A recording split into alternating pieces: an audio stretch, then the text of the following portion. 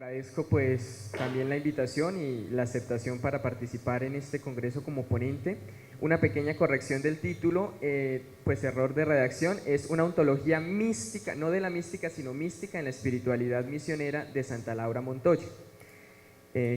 Pues antes de iniciar con la ponencia quisiera agradecer, no pudieron asistir del seminario de San Gil, pero agradecer a las personas que hicieron posible que pues terminara con esta ponencia y la trajera aquí el documento final, al padre Feisal Eduardo Rueda Barragán, profesor de Teología Dogmática, al padre Eduardo Rodríguez, misionero, pues él es misionero, evangelizó en el Opón y en la zona del Opón, Santander y en el Amazonas, y es el director espiritual del seminario mayor, y al rector del seminario, el padre Ramiro Trujillo Sierra, pues por darme el permiso de estar aquí, y a todos mis compañeros.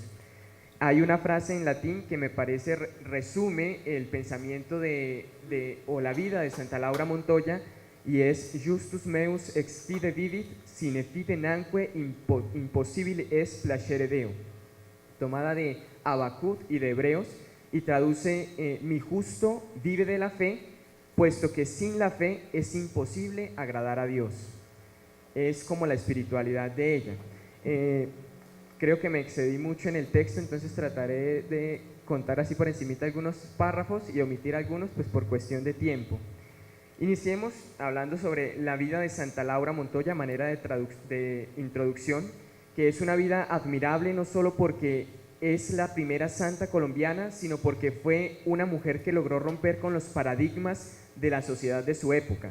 Sin embargo, debemos reconocer que la tenacidad de su alma hundía las raíces en su santidad.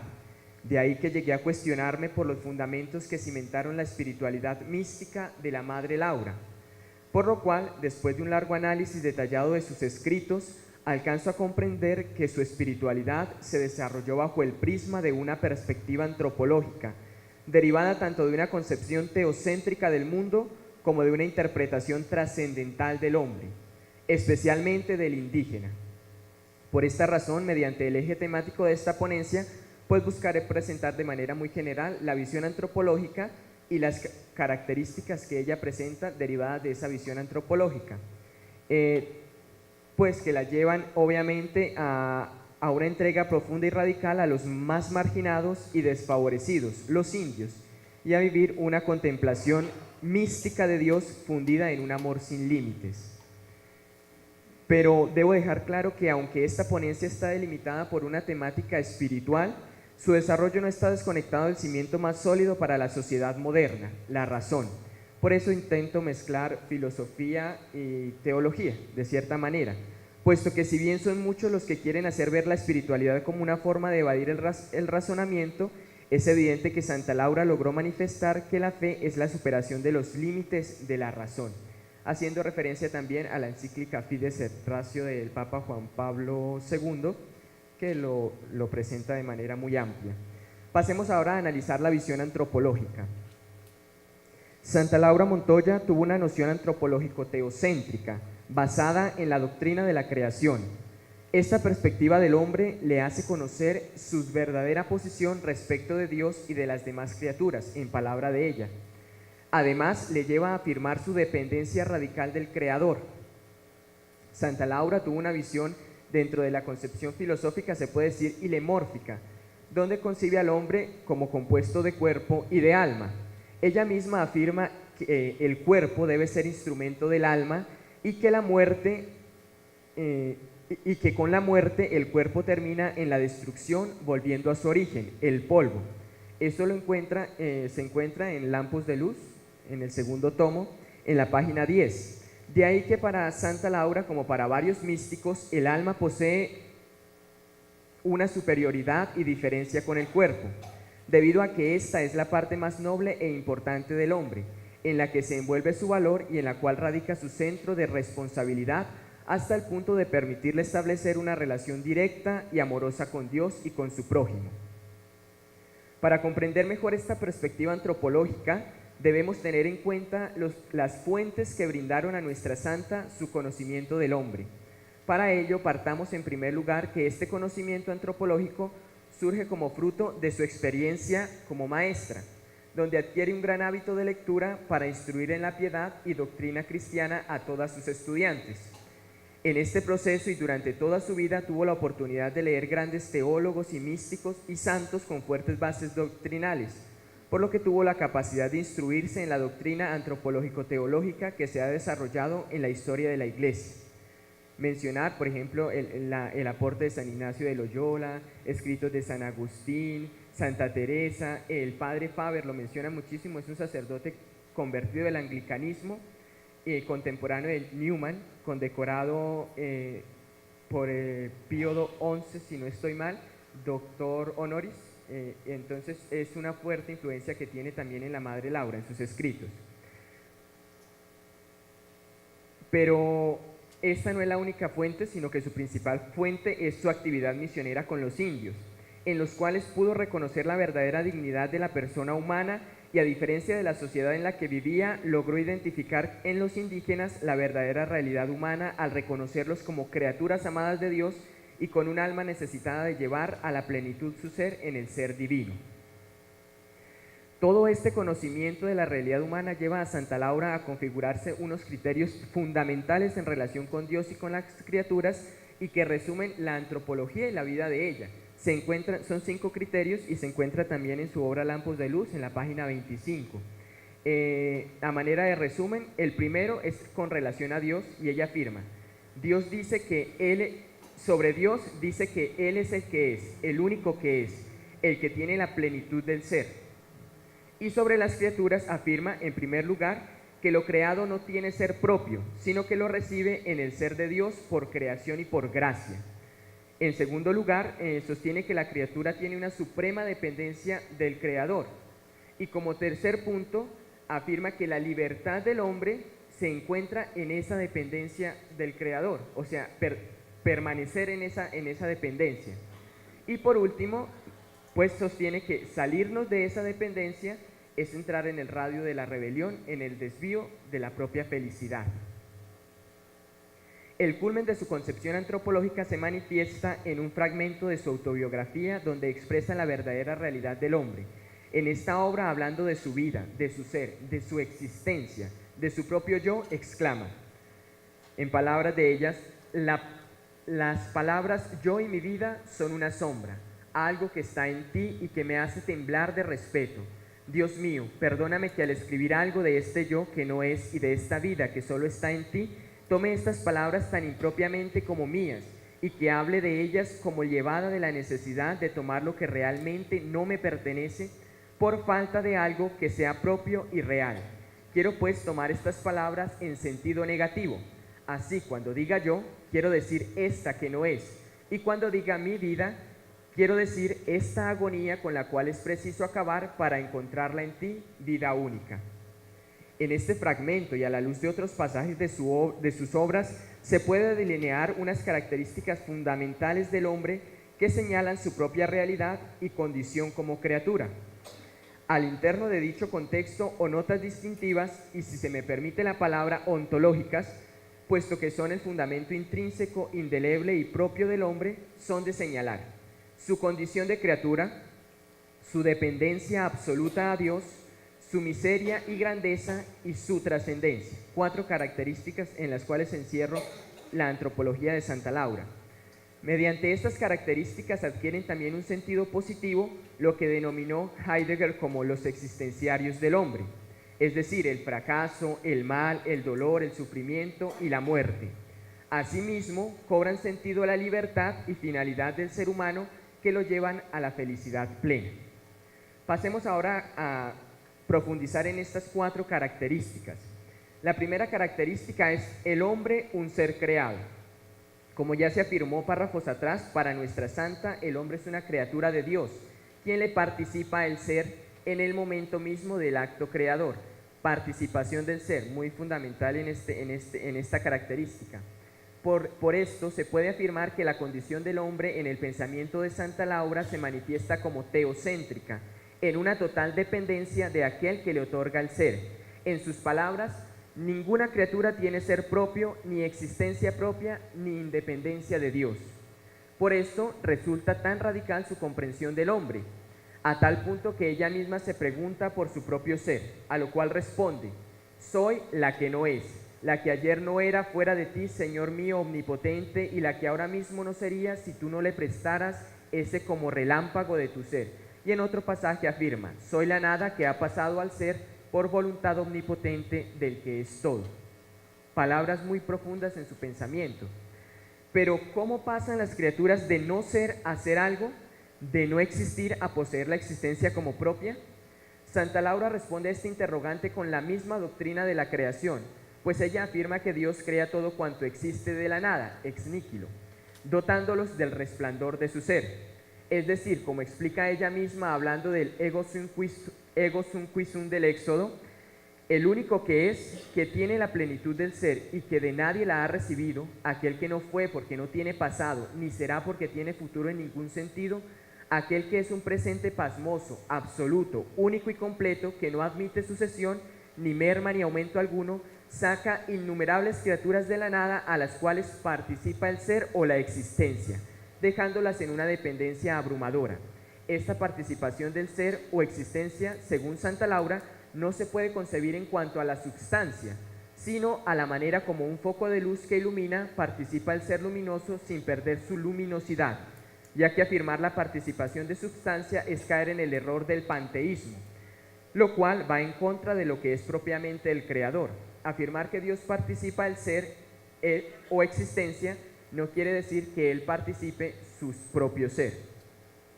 Ella dejaba claro este aspecto para no inducir a errores, ¿no? La segunda característica en consideración es miseria y grandeza del hombre. Decir que el hombre es creado quiere decir entonces que éste no tiene propiamente el ser, sino que le es participado.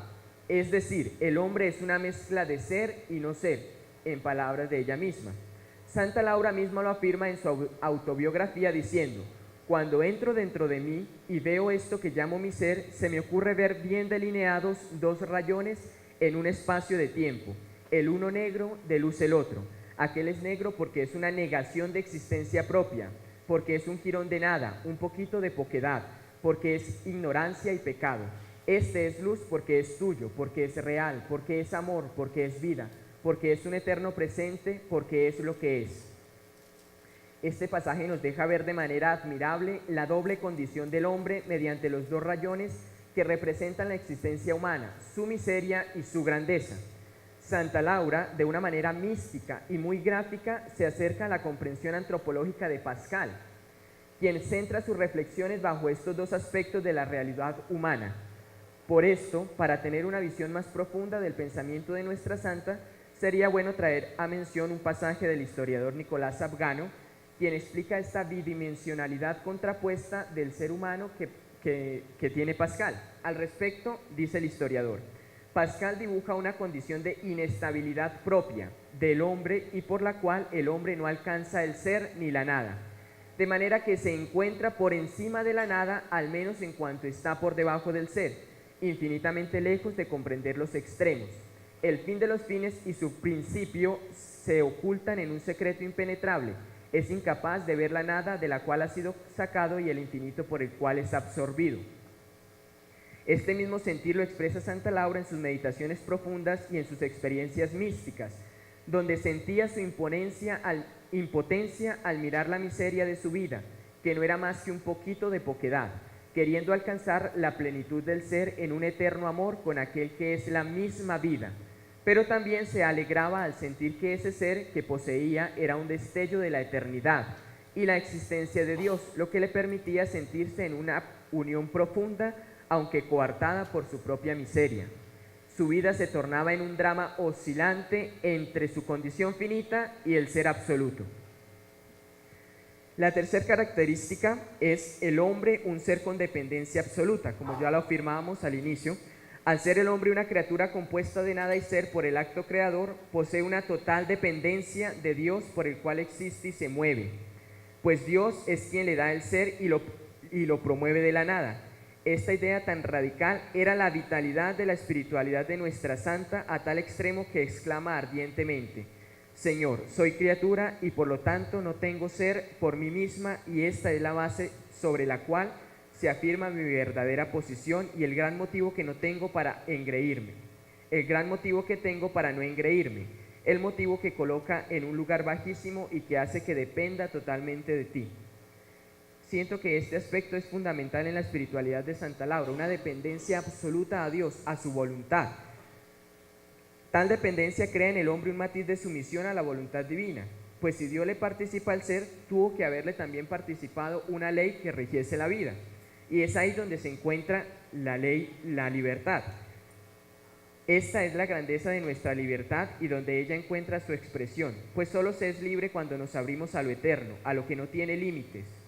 Ser libre es superar las barreras de nuestra finitud y tener el espíritu tan elevado de lo material que al sentirnos tentados por los deseos de la carne, no caigamos en la esclavitud de sus pasiones. Decía una hermana cuando fui la primera vez que vine al santuario, la que hace la presentación de la vida de ella por el santuario, que ella tenía un deseo de eternidad. Y es esto, es tener la visión elevada hacia Dios. Es por esta razón que Santa Laura llama desorden a todo lo que en nosotros se salga de la dichosa dependencia de Dios, o lo que es lo mismo entrar en el radio de la rebelión, en el desvío de la propia felicidad. Es decir, convertirse en esclavos y limitar nuestra realidad. Y por último, la característica es el hombre un ser trascendente. Hace ya referencia propiamente al título. En este punto se establece la condición más noble del ser humano, pues su existencia que depende de Dios está orientada a trascender los límites de lo material. El hombre que es compuesto de materia y alma está orientado a unirse con el absoluto, puesto que si de Dios somos, es lógico que a Él tengamos que volver. Esto se debe a la condición perfectible del hombre, pues aunque éste sea imperfecto, siempre tiende a perfeccionarse. De ahí que sea necesario que nuestro ser tan caduco y dependiente de la voluntad divina se perfeccione en el ser de Dios, es decir, que el ser del hombre se una íntimamente en una compenetración casi intangible con el ser de Dios, sin aumentarle en esencia nada, sino como dice ella, como una gota de agua confundida en el mar de su ser infinito. Esta manera, para culminar ya, pues la trascendencia del ser consiste precisamente en que el ser que no es de nosotros, sino que es proveniente de Dios, tiene que volver a Dios, por eso trascendemos. De ahí que adquiere también sentido la muerte, porque no estamos hechos para la muerte, sino para trascender la muerte. Y ya para culminar, a manera de conclusión, redondeando la temática, podemos concluir que la espiritualidad de Santa Laura Montoya pues tiene un conocimiento profundo de la realidad humana que la lleva a reconocer su condición de criatura, por la cual depende de su creador. Esto mismo la lleva a reconocer su miseria, pero a la vez su grandeza, pues su propio ser que no le pertenece es trascendental y la lleva a unirse íntimamente con Dios. Es así como su espíritu, su capacidad de amar y su fin le permiten trascender la muerte, superar los límites de la materia para posarse en la dicha de la eternidad. Además, el pensamiento de nuestra santa nos lleva a afirmar que nosotros no somos solamente materia, sino que estamos arraigados a un espíritu que nos vivifica, que aunque está en el mundo, lo trasciende, un espíritu que está en apertura hacia el absoluto, hecho que se manifiesta en nuestra capacidad racional orientada a un fin específico, la gloria de Dios. Esta visión antropológica permite elevar nuestra vida en un deseo de eternidad, superando tanto materialismo y hedonismo que atan la libertad del espíritu. De ahí que Santa Laura también dedicó su vida a la obra misionera de los indígenas, al punto de llamarlo su propia llaga, ¿no? Entonces es ahí donde se fundamenta su labor misionera. Son muchas las cosas que se pueden encontrar en las obras de ella, la unión de razón y fe. Pues la Madre Laura nos enseña con su ejemplo que la misión del hombre frente a su prójimo, especialmente el marginado, es hacerlo tomar conciencia que su poquedad como criatura se puede enaltecer solo ante la grandeza de su Creador. Es decir, que su realidad humana no está hecha para quedarse en la nada, lo material, sino para trascender la plenitud del ser. Y de esta manera pues se puede analizar ampliamente la visión antropológica de Santa Laura, que aquí solamente se presentan como unos pequeños detalles y a manera de resumen, pues por el tiempo, y sí, pero es muchísimo lo que se puede encontrar de ella y se puede analizar qué tanta influencia tiene de otros autores y en qué punto el pensamiento de ella se hace original. sería muy bueno también profundizar en esa temática. Muchísimas gracias.